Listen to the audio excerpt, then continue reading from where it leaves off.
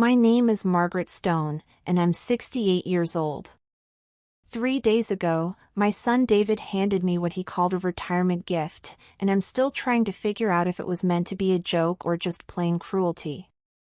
It was supposed to be a celebration. David had rented this fancy garden venue with string lights everywhere and hired actual waiters in bow ties.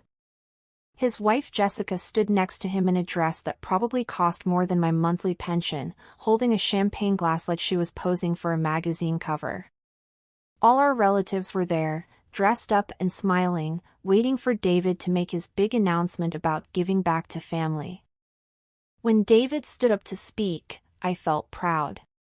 Here was my boy, successful and generous, wanting to share his good fortune. He talked about family legacy and how important it was to take care of the people who raised you. Everyone nodded and clinked their glasses, and I thought maybe this was the moment when all those years of working double shifts to put him through college would finally feel worth it. Then he pulled out an envelope and handed it to Jessica. "For my beautiful wife," he said, "a new chapter in the heart of downtown." Jessica opened it with this perfectly practiced surprised expression, and when she saw what was inside, she actually squealed. A penthouse apartment with floor-to-ceiling windows and a view of the city skyline. The crowd cheered like she'd won the lottery. I was still clapping when David reached into his jacket pocket and pulled out a single key. Not an envelope, not a fancy presentation, just one brass key on a plain ring. "And for Mom," he said with that smile he uses when he's trying to sell someone something, a peaceful retreat away from all the city noise. He dropped the key into my palm like he was giving me change for coffee. "You always said you wanted quiet, so I found you this charming little cottage up near Pine Ridge. Very rustic, very authentic." I looked at the key, then at David, then at all the faces staring at me expectantly. "Thank you," I managed to say, because what else could I do? Make a scene in front of everyone? But inside, something cold settled in my stomach. Jessica gets a penthouse, and I get exiled to the woods. The message was pretty clear. The drive to the cottage took an hour, and David spent most of it on phone calls with his earpiece in, like I wasn't even there. When I tried to ask practical questions about the place, he'd hold up one finger and keep talking to whoever was on the other end about market projections and quarterly reports. I gave up and stared out the window instead, watching the city fade into suburbs, then farmland, then nothing but trees. We finally pulled onto a dirt road that looked like it hadn't been maintained since the Clinton administration. The cottage sat at the end of it, and I used the word cottage generously. The roof sagged in the middle, the paint was peeling off in long strips, and the front porch looked like it might collapse if a strong wind hit it. But the strangest thing was the brand new security camera mounted above the front door, its red light blinking like an angry eye. "Why does this place need a security camera?" I asked David as he popped the trunk. He glanced up at it briefly. "Oh, that. Standard these days. Insurance requirements." He handed me my single suitcase and the box of kitchen dishes Jessica had insisted didn't match their aesthetic. "You'll love the peace and quiet, Mom. No traffic, no neighbors, just you and nature." I wanted to ask him to stay for a cup of coffee, to help me get settled, to act like he cared whether I'd be okay out here alone. Instead, he gave me a quick hug that felt more like a business handshake and got back in his car. "The Wi-Fi might be spotty," he called through the window, "but hey, that's part of the charm, right?" Then he drove off, leaving me standing in a cloud of dust with my suitcase and my questions. The inside of the cottage was even stranger than the outside. It should have been musty and abandoned, but it wasn't. Someone had been here recently. The air had that lived-in feeling, and when I walked into the kitchen, I found a coffee mug on the counter with a brown ring still stained at the bottom. The refrigerator was humming, and when I opened it, I found a stick of butter, 2 cans of soda, and half a sandwich wrapped in plastic wrap. My hands started shaking as I stood there staring into that refrigerator. Who leaves food in an abandoned cottage? And why would David give me a place where someone else had obviously been living? I closed the fridge and walked through the rest of the house, looking for more clues about whoever had been here. Upstairs, the floorboards creaked under my feet as I made my way down a narrow hallway. The wallpaper was peeling in long, curling strips, but again, everything was too clean for a place that was supposed to be empty. At the end of the hall, I found 3 picture frames hanging on the wall. One had a crack running diagonally across the glass. The first photo showed a man I'd never seen before holding a baby. The second was the same baby, a few months older, sitting in a high chair and smiling at the camera. But the third photo made me stop breathing for a moment. It was David as a toddler, maybe 2 years old, grinning that same wide smile he'd had as a child. But he wasn't in my arms. He was being held by a woman with dark hair and kind eyes, a woman I'd never seen before in my life. I stared at that photo until my eyes watered. How could there be a picture of my son as a baby with a complete stranger? I'd raised David from the time he was born. I was the one who walked the floors with him when he had colic, who sat up all night when he had fevers, who taught him to tie his shoes and ride a bike. So who was this woman, and why did she look so comfortable holding my child? I looked closer at the photo, trying to make sense of it. The woman's face was slightly blurry, but she was smiling down at David with the kind of expression I recognized from my own memories of holding him. Like she belonged there. Like she was his mother. But that was impossible. I was David's mother. Wasn't I? As I stood there questioning everything I thought I knew about my own life, I noticed something else that didn't belong in an old, supposedly abandoned cottage. Above me, the attic access panel had a new chain lock stretched across it, with bright, shiny screws holding it in place. Everything else in this house looked like it hadn't been touched since the 1980s, but that lock was installed recently. I found a chair and climbed up to test the lock. It didn't budge. Whatever was up there, someone really didn't want it found. Back downstairs, I walked into what was probably meant to be the master bedroom. Like everywhere else, it was too neat, too organized for an abandoned place. The bed was made with military precision, there was a folded shirt on the dresser, and a pair of reading glasses sat on top of a book titled Understanding Child Development. That's when I heard it. A soft thud from somewhere above me, followed by what sounded like footsteps. I froze, listening. The sound came again, definitely from the attic. My heart started racing as I realized I might not be alone in this house. I grabbed a poker from the fireplace and stood perfectly still, waiting to hear the sound again. But there was only silence. Maybe it was an animal, I told myself.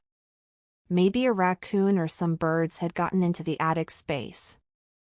But deep down, I knew it sounded too deliberate, too purposeful to be an animal. As I was putting the poker back, something caught the light behind the iron grate of the fireplace. I knelt down and reached between the bars, my fingers closing around what felt like an envelope.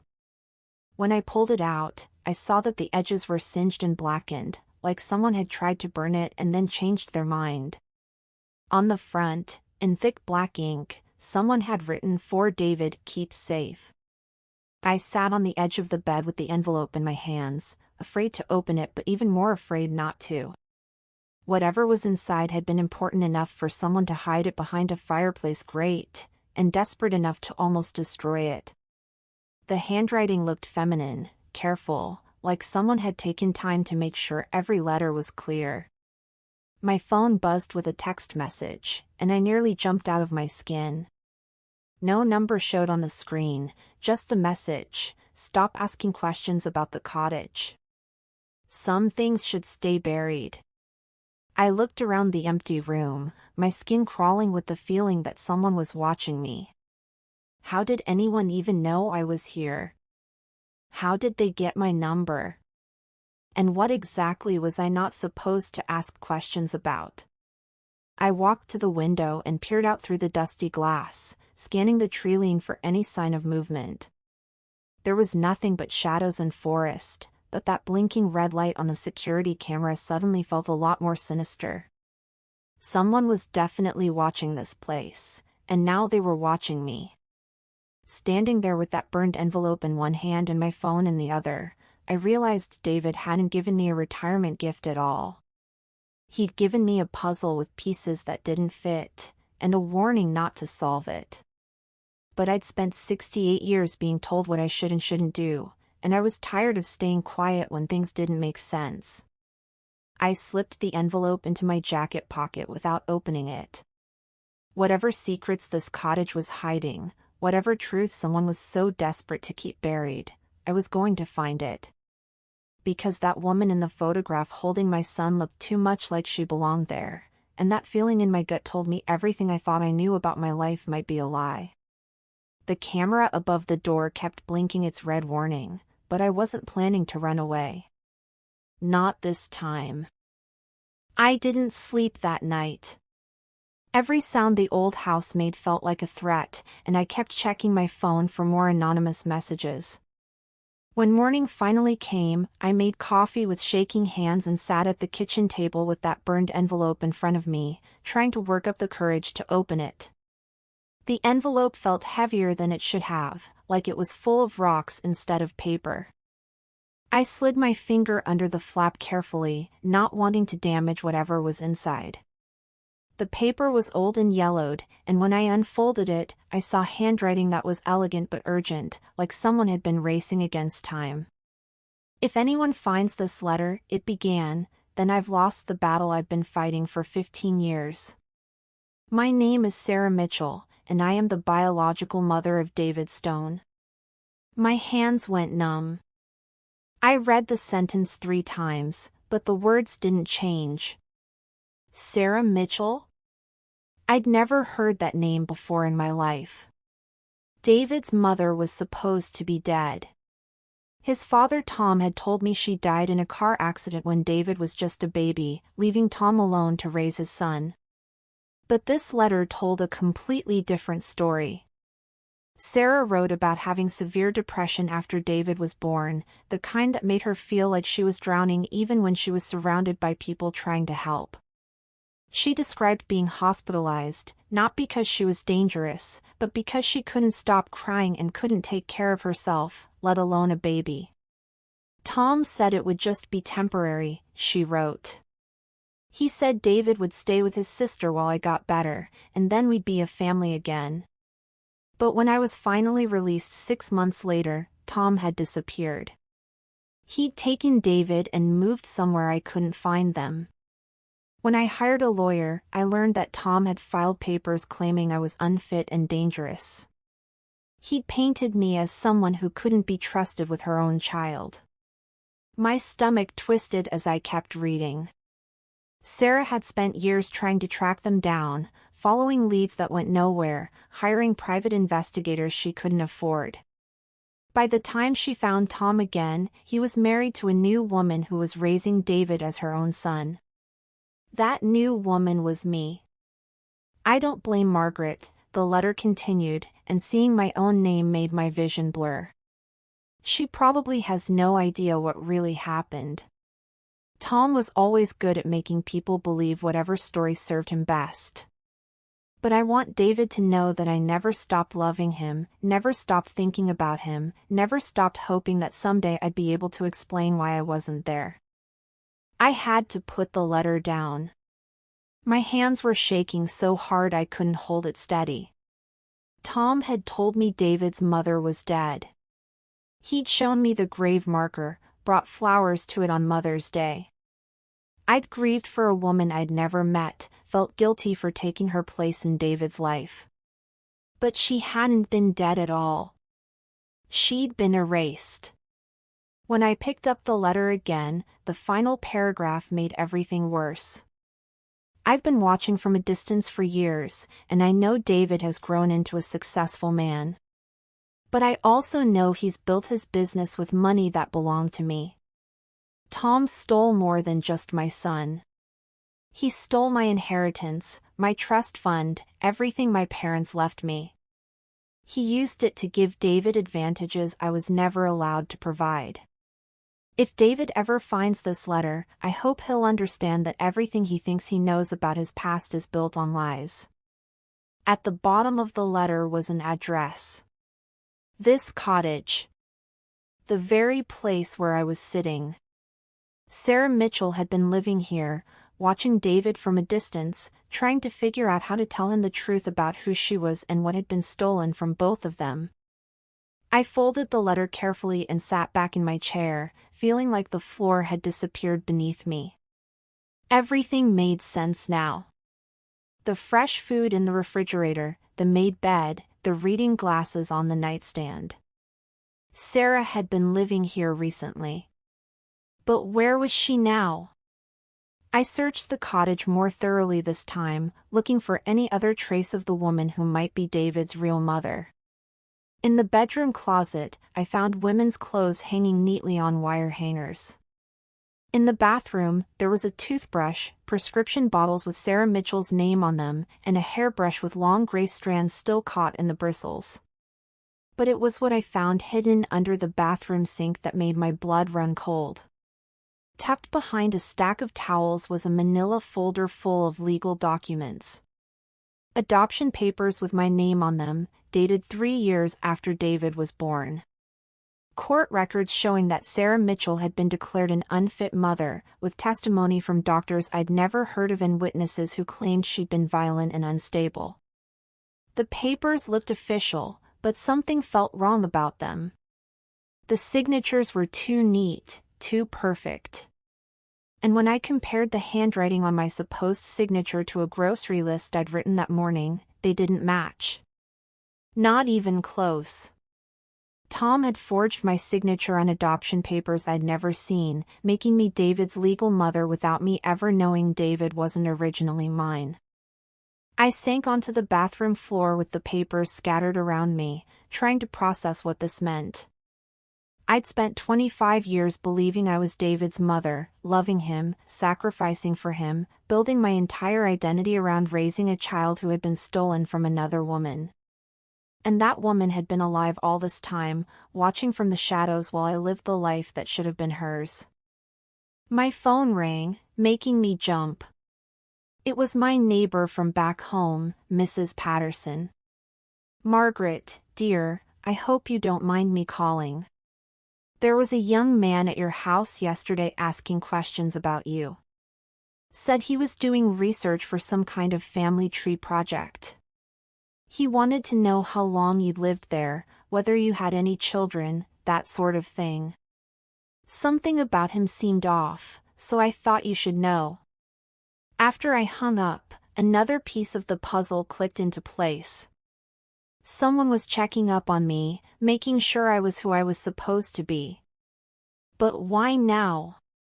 What had changed that made someone nervous about my past? I spent the afternoon going through every drawer, every closet, every corner of the cottage, looking for more clues about Sarah Mitchell. In a shoebox under the bed, I found photographs. Dozens of them. Pictures of David at school events, graduation ceremonies, his wedding to Jessica. Pictures taken from a distance, like someone had been following him for years without him knowing. There were also newspaper clippings about David's tech company, about his success, about the major investors who had backed his startup. And tucked between the clippings was a bank statement that made my heart stop. Deposits totaling nearly $2 million, all coming from something called Mitchell Family Trust, all transferred out to an account labeled Stone Enterprises over a period of several years. David hadn't just built his company with hard work and smart ideas. He'd built it with money stolen from his real mother. I was still staring at the bank statements when I heard a car pulling up outside. Through the window, I saw a familiar blue Honda that made my chest tight with relief. It was my grandson Kevin, David's 18-year-old son, climbing out with his backpack and that serious expression he got when he was worried about something. I met him at the door before he could knock. "Kevin, what are you doing here? How did you even find this place?" "Dad's been acting weird since yesterday," he said, following me inside. "He keeps getting phone calls that make him angry, and last night I heard him and Mom fighting about something called the Mitchell situation. When I looked it up online, I found out this property is registered under the name Sarah Mitchell, not David Stone. Why would Dad give you a house that doesn't belong to him?" I looked at my grandson, this smart, thoughtful young man who'd always been able to see through his father's smooth explanations, and made a decision that would change everything. "Kevin," I said, "sit down. There's something you need to know about your father, and about me, and about a woman named Sarah Mitchell who should have been in your life all along." I told him everything. About the letter, about the forged adoption papers, about the stolen money and the photographs hidden under the bed. Kevin listened without interrupting, his face getting paler with each revelation, but he didn't look surprised. He looked like someone who was finally getting answers to questions he'd been carrying for years. "I always felt like something was missing," he said when I finished. "Like there were pieces of Dad's story that didn't fit together. And you."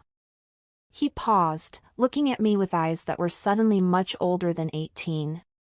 "You always seemed too good for him. Too real. Like you actually cared about people instead of just using them.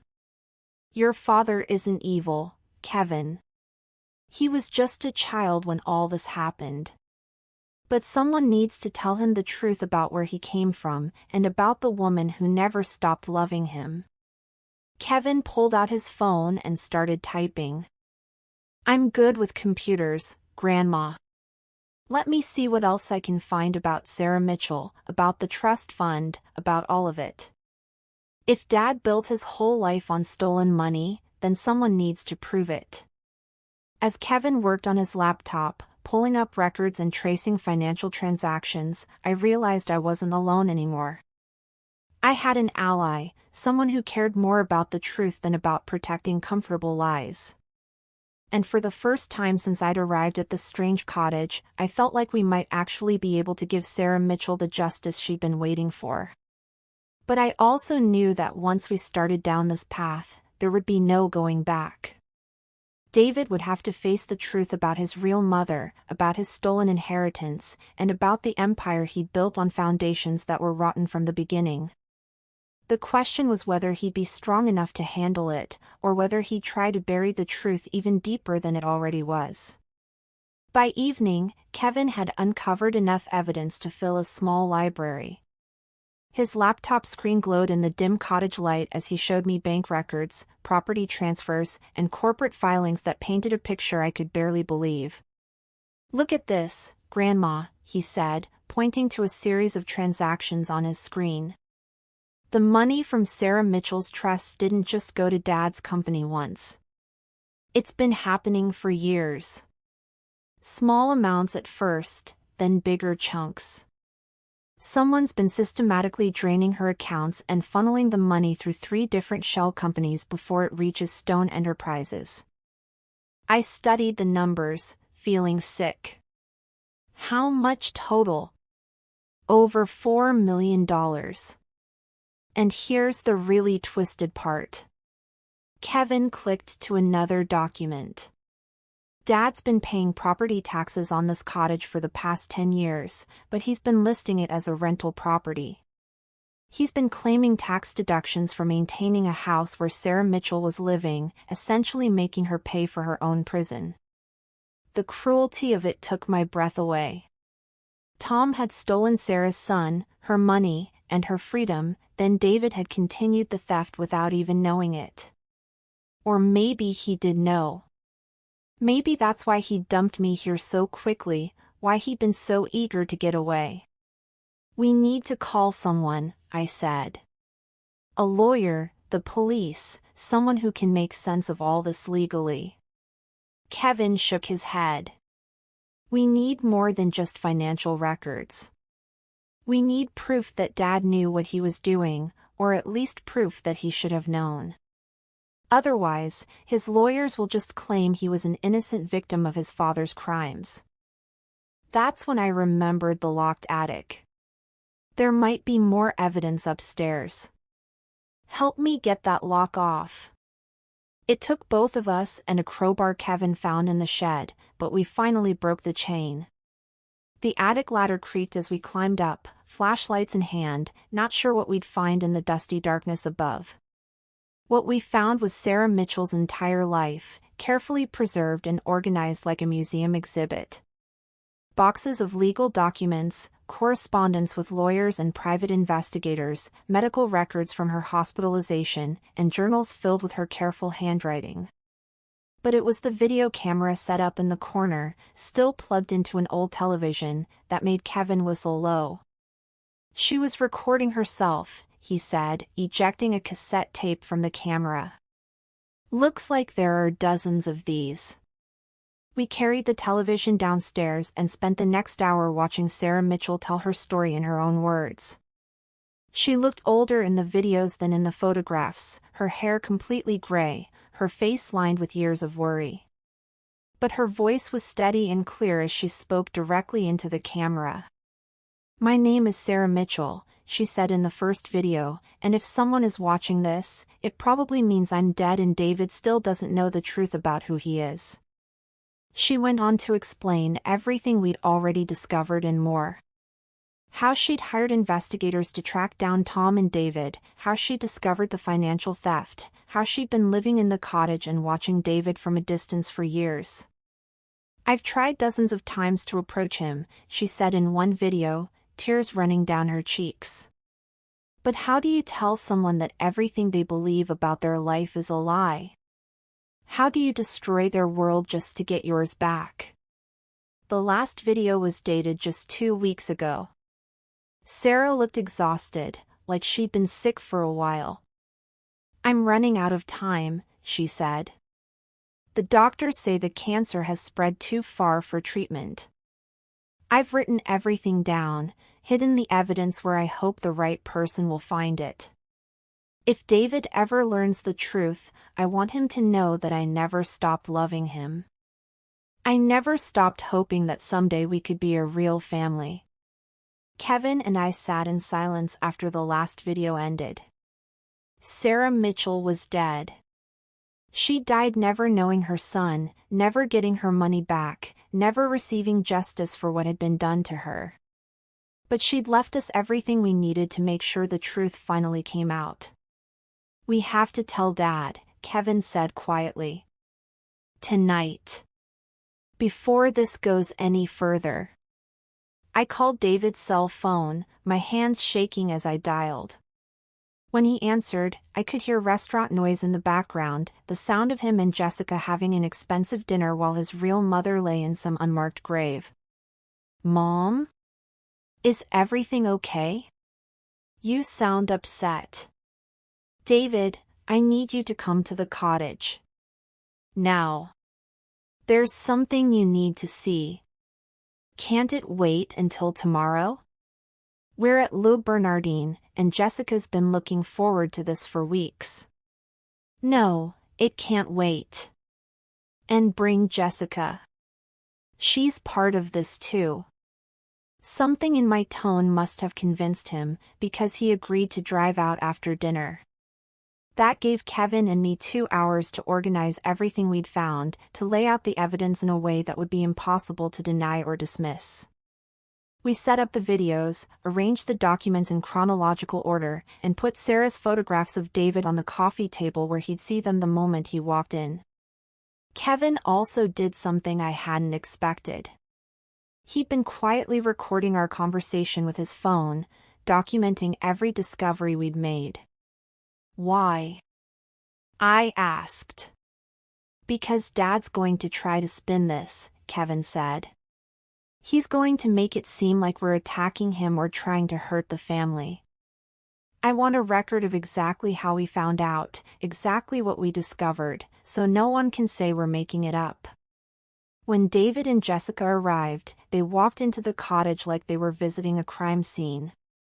Jessica stayed by the door, checking her phone and sighing dramatically, while David looked around with the expression of someone inspecting a property he was thinking about selling.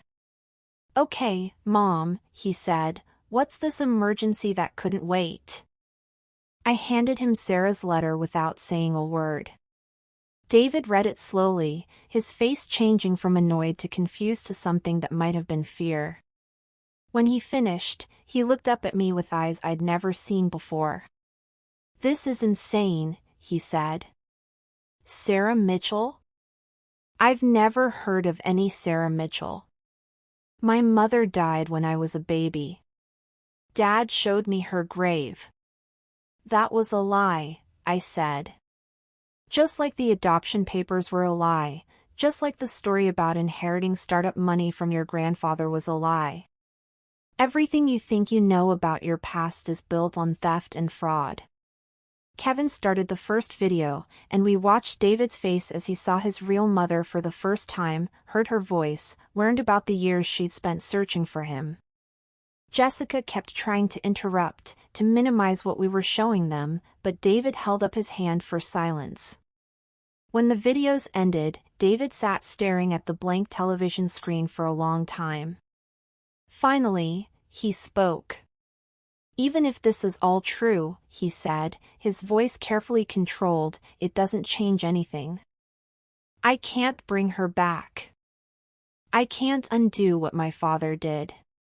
And I certainly can't destroy everything I've built based on the accusations of a dead woman who might have been mentally unstable." "She wasn't unstable," Kevin said, his voice sharp with anger. "She was stolen from. And you've been spending her money for years. Look at these bank records, Dad. Look at where your startup funding really came from." David barely glanced at the financial documents. "This is all circumstantial. Trust funds get transferred all the time for legitimate reasons.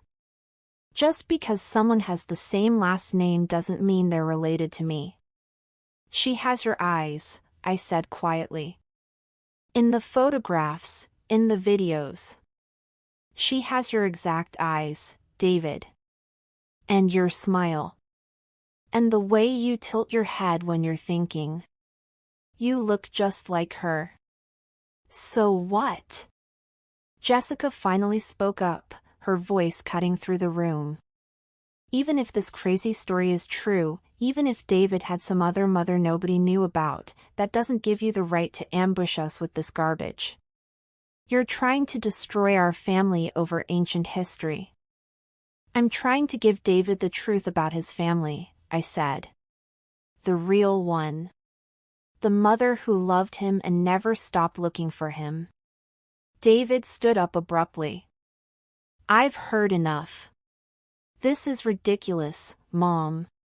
You drag us out here in the middle of the night to show us conspiracy theories about some woman who's been dead for 20 years? Sarah Mitchell was probably just someone who knew Dad and got confused about the details. People with mental health issues often create elaborate fantasies about relationships that never existed." "Then explain the money," Kevin said, holding up bank statements. "Explain why millions of dollars from her trust fund ended up in your business accounts." "I don't have to explain anything to you," David snapped, and for the first time since he'd arrived, his careful composure cracked. "You're 18 years old, Kevin. You don't understand how business works, how inheritance works, how any of this works. Just because you found some old paperwork doesn't make you a detective."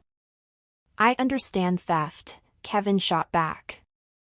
"And I understand lying. And I understand that you'd rather attack me than deal with the fact that everything you've accomplished was built on money stolen from the woman who should have been my real grandmother." The silence that followed was dangerous. David looked at his son like he was seeing a stranger, and Jessica looked at both of them like they'd lost their minds. I realized this was the moment when our family would either find a way to heal, or break apart completely. "David," I said, choosing my words carefully, "I know this is hard to hear. I know it changes everything you thought you knew about yourself. But Sarah Mitchell deserves to have her story told. She deserves to have her son know who she really was. She's dead, David said flatly. Whatever she deserved doesn't matter anymore.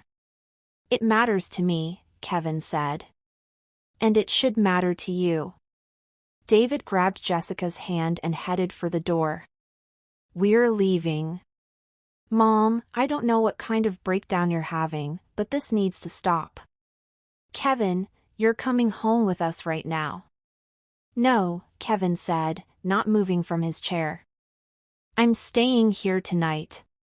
Someone needs to figure out what happened to Sarah Mitchell, and it's obviously not going to be you. David turned around slowly, his face dark with anger.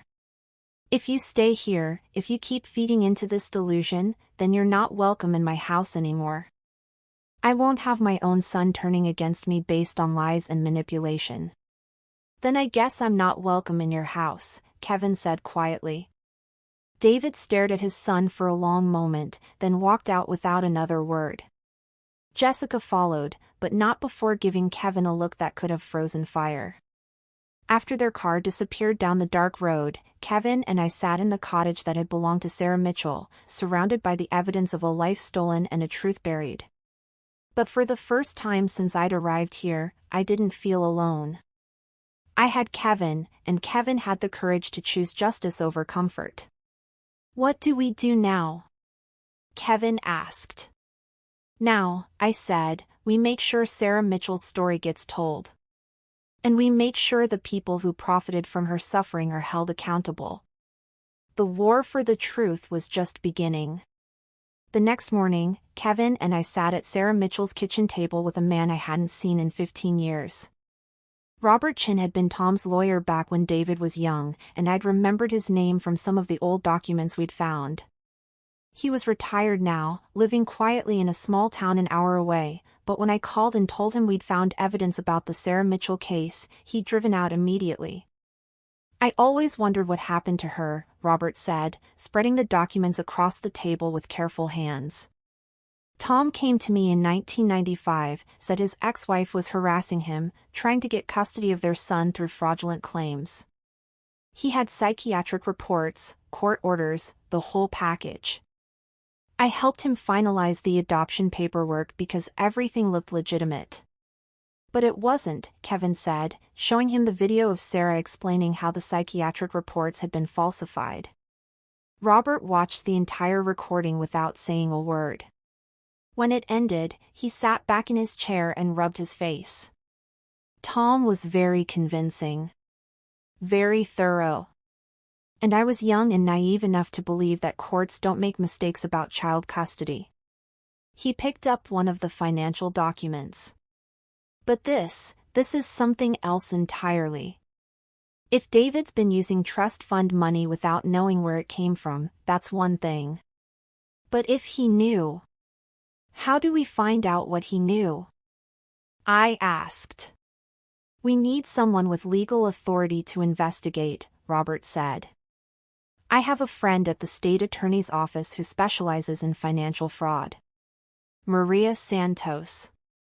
She's tough, honest, and she doesn't back down from wealthy defendants. Kevin was already looking up Maria Santos on his phone. She prosecuted that big embezzlement case last year. The one where the CEO stole pension funds. That's her, Robert said. If anyone can untangle this mess and get justice for Sarah Mitchell, it's Maria. We called her that afternoon. Maria Santos had a voice that suggested she'd heard every excuse and sob story in the book and wasn't impressed by any of them. But when Robert explained what we'd found, she agreed to drive out and look at the evidence herself. She arrived 2 hours later, a small woman with steel-gray hair and eyes that missed nothing. She spent 3 hours going through every document, watching every video, taking notes in a handwriting so neat it looked like it came from a computer. Finally, she closed her notebook and looked at us. This is enough for a federal investigation, she said. Mail fraud, wire fraud, identity theft, and possibly racketeering if we can prove David knew the money was stolen. But I need to warn you, this is going to get ugly. David Stone has money and influence. He's going to hire the best lawyers money can buy, and they're going to come after all of you. We're prepared for that, I said, though I wasn't sure we really were. Are you prepared for death threats? For private investigators following you around? For every embarrassing detail of your life to be made public? Maria's voice was gentle but firm. Because that's what happens when you go after someone with David's resources. Kevin spoke up. What happens if we don't? What happens to Sarah Mitchell's memory? What happens to all the other people he might be stealing from? Maria smiled for the first time since she'd arrived. You've got a good grandson, Margaret. Okay, here's what we're going to do. I'm going to file a formal complaint tomorrow morning. I'm also going to contact the FBI's white-collar crime division because the interstate nature of the financial transfers makes this a federal case. But before I do any of that, I want to give David one chance to come forward voluntarily.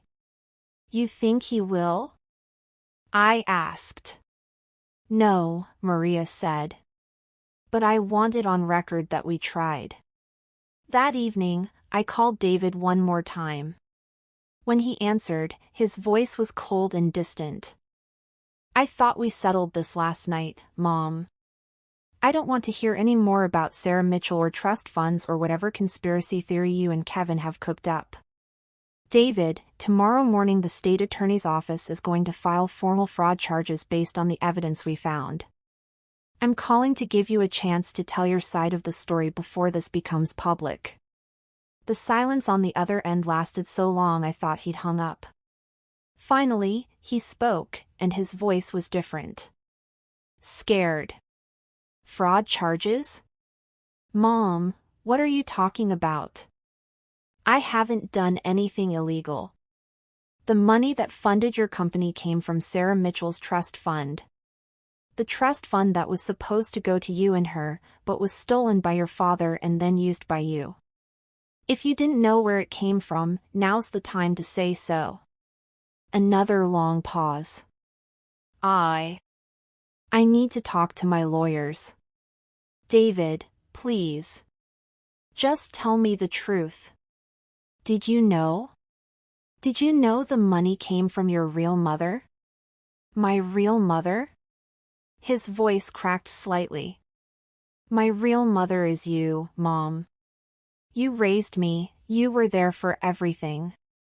Some dead woman I never met doesn't get to claim that title just because she gave birth to me. She never stopped loving you, I said, my own voice breaking. She spent her whole life trying to find you, trying to get you back. And she died alone, never knowing her son, never getting justice for what was stolen from her. Stop, David said. Just stop. I can't deal with this right now. Will you at least look at the videos? Will you at least give her a chance to tell you her story in her own words? I have to go, he said, and hung up. Maria filed the complaint the next morning. By noon, it was all over the news. Tech CEO accused of building empire with stolen trust fund.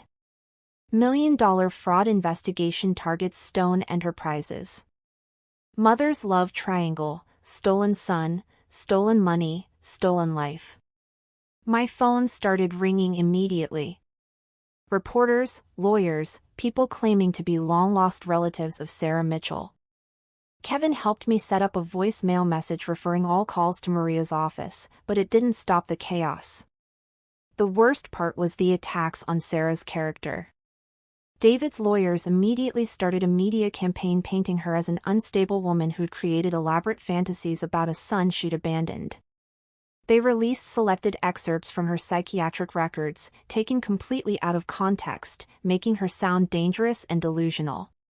They're trying to kill her reputation before the case even goes to trial, Kevin said, reading the latest news article on his phone. They're making it sound like she was some kind of stalker. That's what they do, Maria explained when she called to update us. They can't argue with the financial evidence, so they're attacking the victim. It's disgusting, but it's effective. But then something unexpected happened. Other people started coming forward. A private investigator Sarah had hired in the 1990s contacted Maria with records of his own investigation into Tom's background. A nurse from the psychiatric hospital where Sarah had been treated reached out to confirm that she'd been a patient, not a dangerous person who needed to be locked away. Most importantly, a former employee of Tom's accounting firm came forward with evidence that Tom had systematically falsified financial records for years. It's turning into a pattern, Maria told us.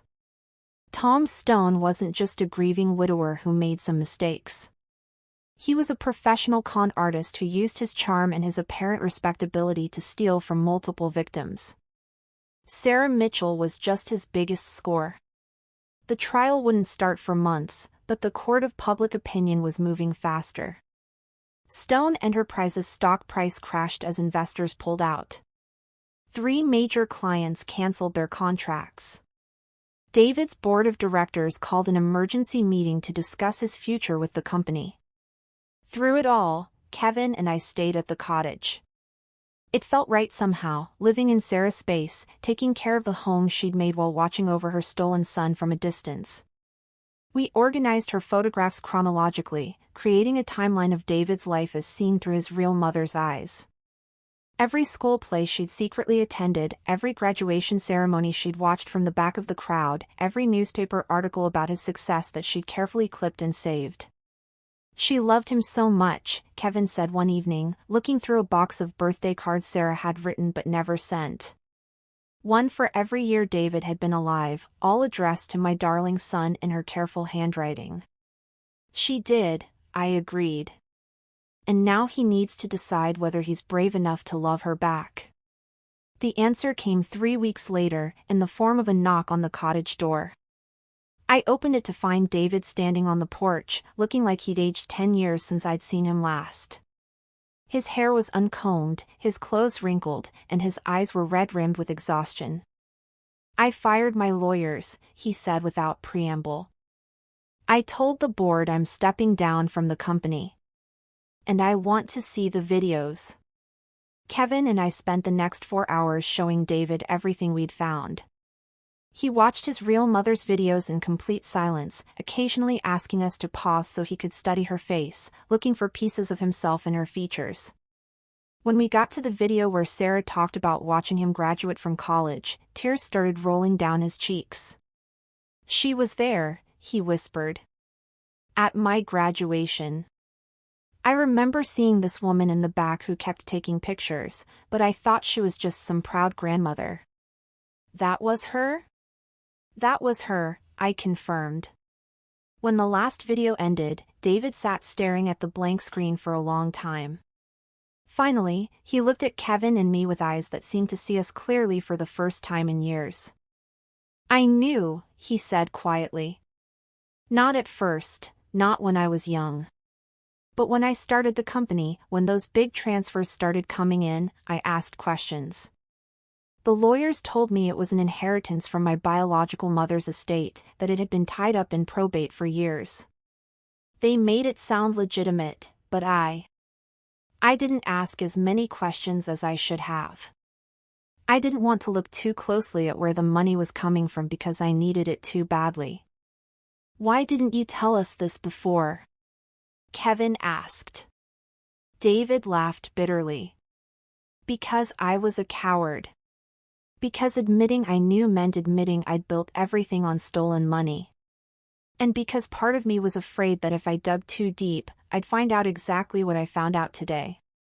That my real mother was a good person who'd been destroyed by my father's greed. What are you going to do now? I asked. I'm going to give it all back, David said. Every penny that came from her trust fund, plus interest, plus damages. I'm going to make sure Sarah Mitchell gets the memorial she deserves. And I'm going to spend the rest of my life trying to become the kind of son she would have been proud of. 3 months later, we held a memorial service for Sarah Mitchell in the cottage garden. David had used his own money to restore the property, turning it into a small retreat center for families affected by custody fraud. A simple headstone marked the spot where we'd buried her ashes, with an inscription that read, "Sarah Mitchell, beloved mother, never forgotten." David spoke at the service, reading from the letters Sarah had written but never sent. Kevin played a slideshow of photographs showing David's life through his mother's eyes. And I read the last entry from Sarah's journal, written just days before she died. "I may never get to hold my son again, but love doesn't die just because it's not returned. Someday, somehow, he'll know who I was and how much I loved him. That's enough. That has to be enough." As the sun set over the cottage where Sarah Mitchell had spent her final years, David came and stood beside me.